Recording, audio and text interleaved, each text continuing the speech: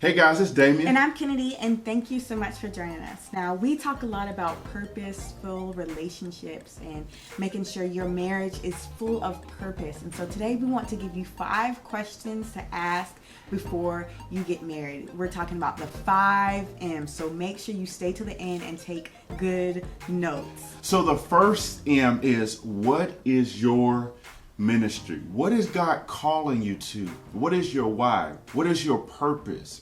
What is the gifts that you see in yourself or other people see in you? Now, one of the things that we understand and learn over this time is that our ministry always reconciles people back to God. Our ministry, our gifts reconciles people back to God. Now, if your ministry or gift is reconciling people back to yourself, your ministry has become perverted. I love what 1 Samuel 16:23 says. It says, whenever the tormenting spirits from God troubled Saul, David would play the harp. Then Saul would feel better, and the tormenting spirit would go away. In addition to reconciling people back to God, your gift, your ministry, your calling should also make people feel better. That's so good. The second M is, what is your mission? You have your ministry, you have your gifts and your skills. Now, what is your goal, your outcome, desired outcome when you're using those gifts and the ministry here in this earth? For us, we talk about how we desire to see more godly marriages formed and also see the divorce rate decrease before we leave this earth. That is our mission. That is the driving force behind everything that we do. So the next M is, what is your message? Now, we all have the same message, and it's found in 2 Corinthians 5:19 and 20.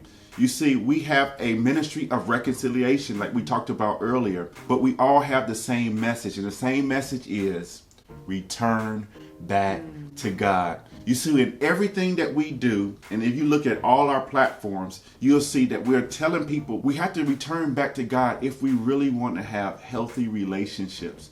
So whatever you do, whether it's your gift, your ministry, your calling, you have that same message to return back to God. We all need to return back to God to have a purity in our mission and our ministries. Awesome. The fourth M is, what is your motivation? Why are you doing the ministry? Why do you have that mission? Why do you have that message? Is it to seek money? Is it to be greedy, to have that fame, to be prideful, to kind of secretly get the glory? Or is it out of love for God and desire to see God's people turn back to Him?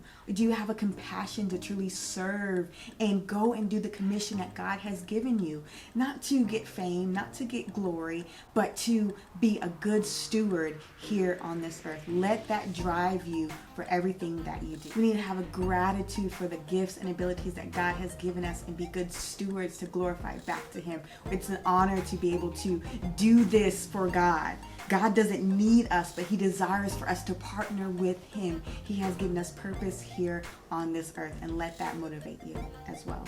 So the last M we want to talk about is, what is your mountain? You see, God wants His children in every industry.